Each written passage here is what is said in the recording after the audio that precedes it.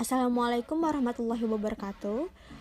Kami dari kelompok 1 yang beranggotakan Agung Apriyuda, Vera Ariesta, dan Yulia Vitaloka ingin mempresentasikan tentang pengertian risiko dan kategorinya.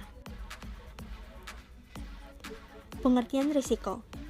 Pengertian risiko secara umum adalah suatu keadaan yang tidak pasti dan terdapat unsur bahaya, akibat atau konsekuensi yang bisa terjadi akibat proses yang sedang berlangsung maupun kejadian yang akan datang. Semua aktivitas individu maupun organisasi pasti mengandung risiko di dalamnya, karena mengandung unsur ketidakpastian. Risiko tersebut bisa terjadi karena tidak ada atau kurangnya informasi tentang hal yang akan terjadi di masa mendatang, baik itu hal yang menguntungkan atau merugikan. Pengertian risiko menurut para ahli. Untuk lebih memahami apa arti risiko, maka kita bisa memperhatikan beberapa pendapat ahli tentang definisi risiko. Berikut ini adalah pengertian risiko menurut para ahli. Yang pertama, COSO. Menurut COSO ERM 2004, pengertian risiko adalah kemungkinan terjadinya sebuah peristiwa yang akan mempengaruhi pencapaian tujuan organisasi. Yang kedua, Profesor Dr. Insinyur Sumarno, MS. Menurut Sumarno, pengertian risiko adalah suatu kondisi yang timbul karena ketidakpastian dengan seluruh konsekuensi tidak menguntungkan yang mungkin terjadi. Yang ketiga yaitu Arthur Williams dan Richard M.H. Menurut Arthur, William, dan Richard M.H., pengertian risiko adalah suatu variasi dari hasil-hasil yang dapat terjadi selama periode tertentu. Yang keempat, Griffin.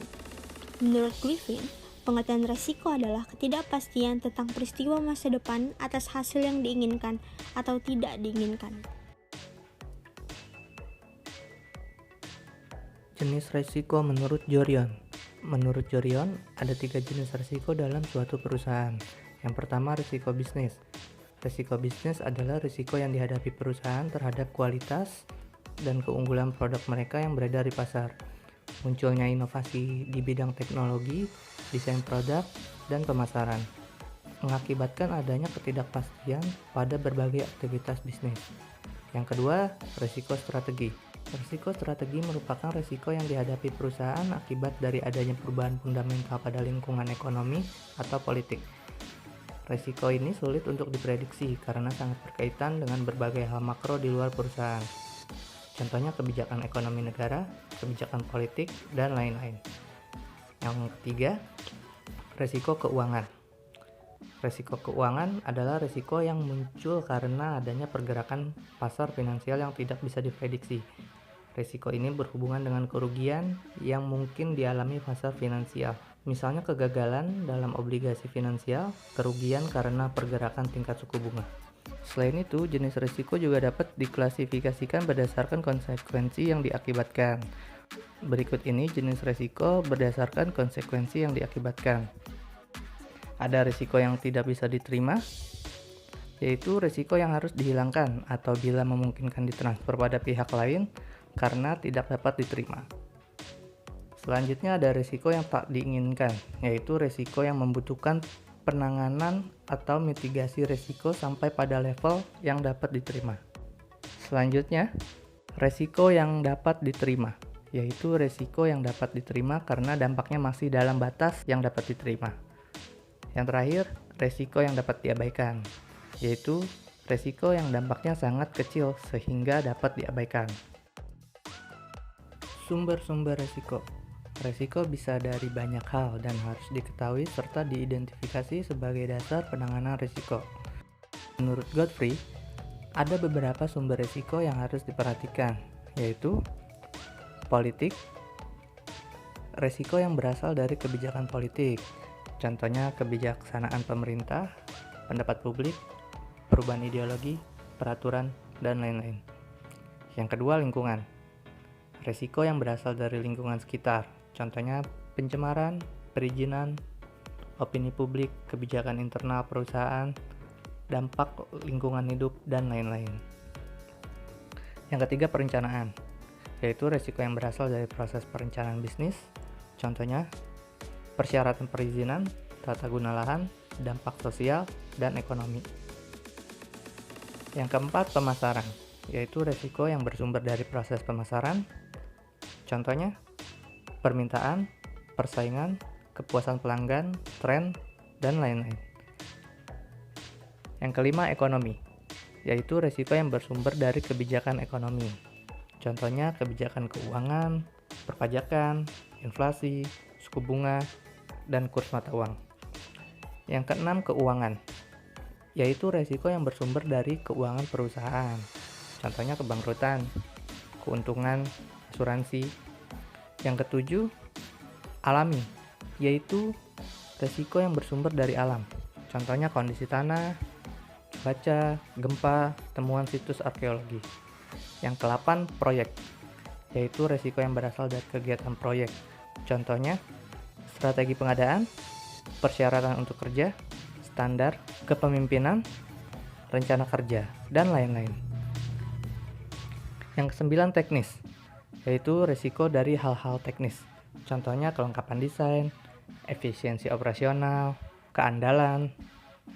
Yang kesepuluh, manusia, yaitu yang sumbernya dari manusia. Kesalahan melakukan prosedur, tidak kompeten, kelalaian, kelelahan, budaya, dan lain-lain. Yang ke-11, kriminal, yaitu resiko karena adanya potensi tindak kriminal. Contohnya perusakan, pencurian, penipuan, dan korupsi. Yang terakhir, keselamatan, yaitu resiko yang berhubungan dengan keselamatan kerja. Contohnya zat berbahaya, tabrakan, keruntuhan, kebanjiran, kebakaran, dan ledakan. Pengelolaan risiko dalam bisnis. Di sini kami akan menjelaskan bagaimana upaya untuk membuat pengelolaan dalam risiko bisnis. Di sini dijelaskan bahwa upayanya itu ada 4. Yang pertama itu ada identifikasi risiko, yang kedua ada penilaian risiko, yang ketiga ada rencana penanggulangan, dan yang terakhir ada monitoring dan evaluasi. Upaya yang pertama ada identifikasi risiko. Untuk bisa mengelola risiko, seorang manajer harus bisa melakukan identifikasi terhadap kemungkinan risiko yang akan dialami oleh perusahaan. Tidak semua bidang bisnis memiliki jenis risiko yang sama, sehingga dalam upaya identifikasi risiko perlu disesuaikan terhadap maksud dan tujuan bisnis tersebut didirikan. Lalu upaya yang kedua ada penilaian risiko. Setelah Anda membuat daftar kemungkinan risiko apa saja yang akan dialami oleh perusahaan, Anda bisa membuat penilaian dari setiap risiko tersebut. Tahapan ini bisa dilakukan dengan cara memberikan penilaian, mulai dari yang berisiko tinggi, sedang, hingga rendah. Selain itu, jangan lupa untuk memberi penilaian risiko kritikal, di mana risiko ini akan berdampak besar untuk melumpuhkan sebuah perusahaan. Upaya yang ketiga ada rencana penanggulangan. Dalam upaya ini, Anda perlu membuat rencana penanggulangan dari setiap risiko yang sudah Anda identifikasi, terutama risiko yang bersifat kritikal. Rencana penanggulangan ini bertujuan untuk mempersiapkan perusahaan jika di kemudian hari mengalami risiko yang sudah diperkirakan. Pada umumnya, di tahap ini bisa dilakukan dengan cara mengasuransikan perusahaan, kesehatan karyawan, dan lain-lain. Upaya yang terakhir adalah monitoring dan evaluasi. Dalam upaya ini, risiko bisnis dilakukan monitoring dan evaluasi terhadap setiap rencana yang telah dibuat. Tujuannya adalah untuk mengetahui mana saja rencana yang sudah berjalan dengan efektif ataupun tidak efektif. Mungkin hanya itu materi yang bisa kami sampaikan dalam video ini. Semoga video ini bisa bermanfaat. Kurang lebihnya mohon dimaafkan. Terima kasih. Wassalamualaikum warahmatullahi wabarakatuh.